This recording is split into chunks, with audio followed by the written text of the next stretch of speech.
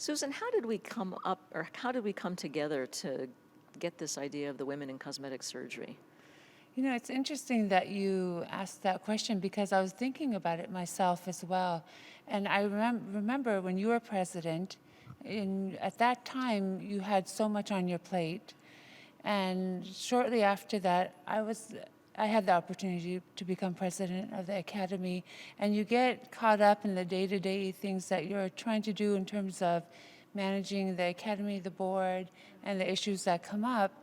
And it wasn't until after that, and we got to hand the reins over to Dr. Mark Mandel Brown, that we said, you know what, it's time for us now to find out the deficiencies or what's missing within our academy. And that's where you and I were discussing the need for a cohesive women in cosmetic surgery section.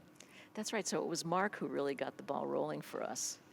And I remember the first time we had the women in industry come and speak, a lot of executives from some of the cosmetic manufacturing and products companies. How did you come up with the idea of having Andrea come this time? This was something that I would say almost like it was luck or fortuitous, our meeting, because when we first started with our Women in Cosmetic Surgery section, Andrea was not quite yet in Pittsburgh. And it was through my introduction to her and hearing about her story and really gravitating towards someone who has overcome so many challenges and hard work and perseverance, and yet has balanced work and her family, and is also at the same time just an amazing and friendly person, that I said there has to be something that we can learn from somebody like that, because we need strong role models. It's nice to hear from people who have achieved a lot in industry. That's equally important. It's nice to hear about people who have gone maybe a different route through their education, but then to find someone that has gone through the studying and the training and then to repeat that again and to have that mental fortitude to do it twice and to come away and still be an amazing person, well-rounded. I know that that's something that we could all learn from. Thank you, thank you. To me, this was an amazing invitation. I never expected, I have a little bit of the imposter syndrome, that whatever I do is really not me. But I had so much fun in putting that talk together. And the truth is, there are so many differences in gender equality on our specialties. And I think if we don't talk about it, and if we don't address the issue, that's going to continue to happen. I absolutely loved this forum on women in cosmetic surgery. As a plastic surgeon, we do have a similar group in my own society, but this group here is so cohesive. I am very happy to be able to present my point of view of things and maybe give some ideas on how we can move forward to improve gender equality in the medical field. When in your career did you first become aware of gender as a significant issue in your career progress? To tell you the truth, I knew that from day one when I started plastic surgery residency in Brazil. But it did become a major issue during my second residency in the Cleveland Clinic, because then when you realize that everything that you do needs to be done better. There is a different standard for what is considered competence for women and male in the workplace, I think. We have to be more competent to be able to achieve the same ranking or the same career goals, and that's not right. It needs to be similar. But that was the first time that I realized that these differences, they're there, and we just have to face them. What do you think is the most important thing you've done in your career to help balance gender equity? In my career, I think it was being a mentor. My husband jokes that he says, I like to have all my girls in the OR. Yes, I like to take care of my residents. There are guys, but I have a soft spot for the female residents because I think we still lack on a whole model for them. So anything that you can do to help them progress and talk to them. I have so much fun with my female residents. I am so proud every time they actually publish a paper or they get a new job or they have a baby and they can continue with their lives. I like to think that I made, even if it's a small difference to make them, to help them to achieve their goals. Yeah, Susan, you're a dermatologist, and dermatology itself seems to be a far more gender equal organization and specialty than cosmetic surgery, or certainly plastic surgery. Why do you think that is? You know, I think that dermatology reflects the change in the population of the medical school. So when I first started to start my program in dermatology, I think we were not 50-50 male, female.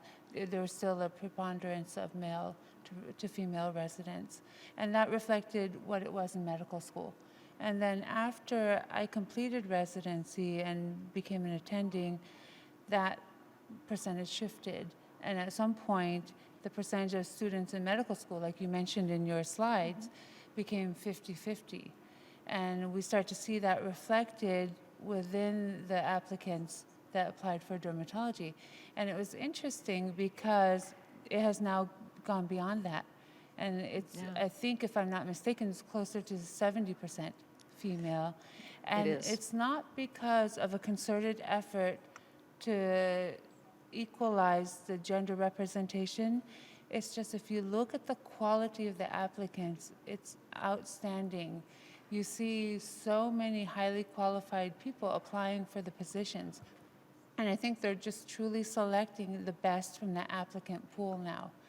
And it's really amazing to see that change in such a short time, I think, compared Yes. to when I started. And what's nice now in our department, and I think we talked about it earlier as well, is that we have put into place a mentorship program so that the residents select an attending physician that kind of aligns the most with them and pairs up with that person so that they have a mentor from early on, male, female. They can choose an attending of the same sex, opposite sex. It doesn't matter as long as they have that mentorship, which is truly the most important part. And that's why I wanted to have you come and speak today, because I think especially for our younger attendees in the audience today, you can be a role model that they aspire to, and you can also be a mentor model that they should be seeking out.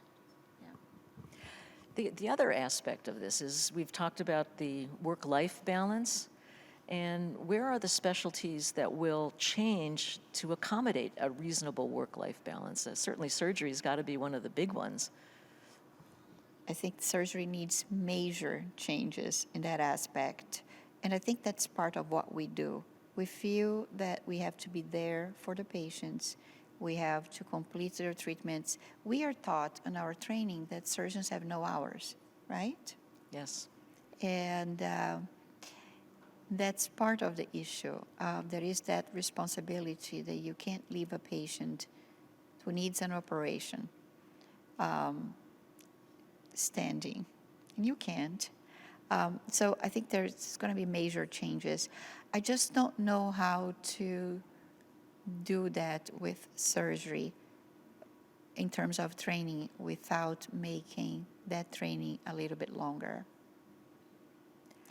to accommodate for a better lifestyle. I think the 80-hour work week is definitely a big improvement for surgery. I think most program directors in plastic surgery, at least from the institutions that I'm associated with, they address the issue because it does lead to burnout, and you don't want to be in that situation. It's a bad situation. So, you know, surgery is I think it's a difficult point. How do you see a change there? Well, one of the things, when I was in Louisville doing my general surgery residency in the 1970s, they had childcare, 24-hour-a-day, 7-day-a-week available, so you could drop a child off at the daycare. If you had time during the course of the day, you could run over. I did not have my children at that point, but a friend of mine did, and so I could go play with her baby when I had a break. And I don't understand why universities, and especially university hospitals, aren't doing that now. It seems such a natural fit for work-life balance, not just for the doctors, for the staff. Another issue is the, leave after for pregnancy and places to actually breastfeed. Lactation rooms. Lactation rooms. Yes. I think there's a lot of change that has to still take place, but I think in order for that to take place, either if it's a male that's a chairman, has to be enlightened about all the different issues that his female colleagues are facing, or we need more women in those roles that have gone through the challenge of pregnancies and daycare and all of that. I mean, the worst thing was always getting that email that your child has a fever, you need to come pick them up right now. And In you the have middle. a whole day of patients scheduled or procedures. And that always was so stressful. It wasn't until my children were at the age where they could drive that I didn't have to worry about the 2-hour delay and how am I going to get them to school and start my case first thing in the morning. So now they can drive themselves. That takes the stress away. But I'm at that point. A lot of people are not at that point That's yet right. with their children. Yeah, they say that art can change society. Do you remember the New Yorker cover of the women surgeons surrounding the overhead OR light? That kicked off the Your Surgeon Can Be a Woman campaign and a Me Too campaign that was quite amazing. Yeah. I look like a surgeon. That's it. That's Yes. what I was thinking, yeah. Yeah. I thought it was very interesting. And yes, good point. But I think there's an unconscious bias there. I don't look like a surgeon. I am a surgeon. It's an interesting way of phrasing it. And I hate this idea, I look like a surgeon, because it just puts everybody one step behind, I think. That's my personal view. No, I think that's an excellent interpretation. I have a question for both of you, though. So I know in one of your slides, you showed that the percentage of women represented in academia in plastic surgery is increasing. And I know that you are an avid historian now, going back and covering the history of women in surgery, starting as far back as you can find that information. Have you started to get closer to the current time frame with your research, and have you started to see a shift at some point yet? That's a really interesting question. I'm not doing any contemporary surgery, although the article I did recently on the origin of women's surgical associations, I was able to interview a lot of the people who started them. So it's been fun to interview living people. But I find enormous pleasures in discovering the lost figures. I won the History of Surgery Prize 2 years ago at the American College on a case report. A young woman surgeon named Susan Dimmick in 1872 did a huge neck operation on an 8-year-old child. And she had before and after pictures. So it's one of the first times that you've got photo documentation. And there was an article in the paper about her by one of the male surgeons at Harvard talking about what a wonderful surgeon she was. And she was one of the first women to get a rejection letter when she applied to Harvard Medical School. She had to go to Zurich to get her medical training. So discovering a person like that who had a huge impact in 3 years, she died at age 27. Oh, goodness. But they named a street after her. There's a monument to her at Forest Hill Cemetery. And I love discovering these people who we don't know about. You mentioned Mary Edwards Walker. She's an incredible figure. Have you ever heard of her, Susan? It's amazing. She's the only woman in United States history to win the Congressional Medal of Honor. And she won it for her service during the Civil War as a surgeon. So she was the only female surgeon. And she was really tough. She was captured by the Confederates. And after she was held in a detainee camp, they traded her back to the union. They wanted to get her out. She was making so much trouble for them. And years later, Congress actually revoked her Medal of Honor. So when the soldiers came to her house to try to take it back, she met them at the door with a shotgun and said, "You can take this off me over my dead body." And when she was buried, she was actually buried in the coffin with the medal still attached to her chest. And she wore it like pieces of jewelry always. We need role models like that. These are people who had extraordinary lives and did extraordinary things and never got recognized for it. I would love to see that in a book published by you. That would be beautiful. Yes. Those are Susan Dimmock has a biography coming out that's being written by a friend of mine, but Mary Edward Walker has lots of biographies. It's the hidden women and the invisible women. You've all heard of Elizabeth Blackwell? Yeah. Yeah, she had a sister. Did you know that? I did not. Yeah, she had a sister, Emily, who graduated from the Cleveland Medical College in company with 6 other women who were phenomenal. They all went on to start hospitals, start clinics, and it was actually Emily who stayed in the United States and ran the infirmary in New York and the Women's Medical College in New York. Elizabeth went back to England and became the first woman to be a physician licensed in England and started 2 more medical schools. Wow. So these are incredible people, but there's so much more than just Elizabeth in the history. They needed people to follow them, though, to continue that legacy, and it seems like they started all of that. And they then did. They quickly get lost into the They pages get of lost in the history, Yeah. but they didn't get lost. And they did start multiple trends and mentorships. One of the things, I mean, there's always backlashes, right? History makes cycles. And the cycle for women in medicine by 1910, there were almost 9,000 women physicians in the United States in practice. Huh. There weren't that many again until 1976. So you ask, what happened? Flexner happened, and the women's medical colleges all disappeared, just as the historical black medical colleges disappeared. Huh. And even as we don't have the black male physicians in the United States represented today, it's taken us this long to get women in medicine back to a proportion in the population because of an educational basically an educational tick. Yeah. Well, hopefully we continue to see it move forward. It'll move forward, it'll move backwards, and that's one of the benefits of looking at history. You don't give up hope. Yeah. Absolutely. Absolutely. So with that, looking forward to next year for our next meeting, how do you envision it being similar, different to what we planned today?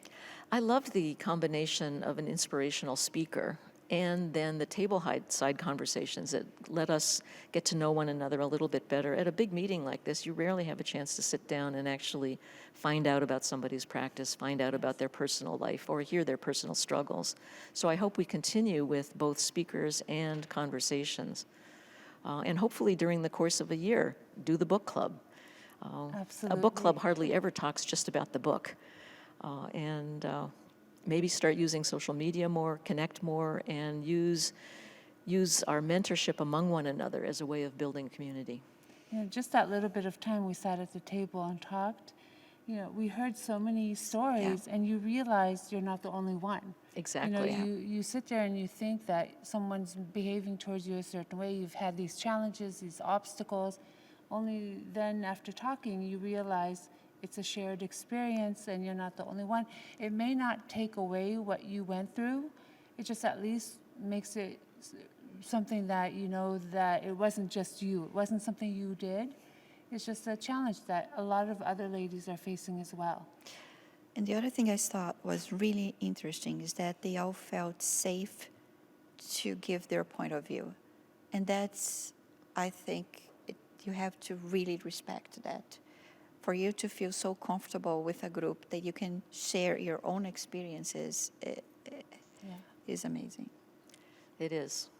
Well, I'm so glad that we managed to get the Women Cosmetic Surgery section up and running. And I just can't wait to see how it grows. And I know it will. And thank you so much for Yes. being a part of it this year. Oh my God, I was so honored. I had a wonderful time. Yes, Thank you for thank the you very much. invitation. Thank you. Yeah.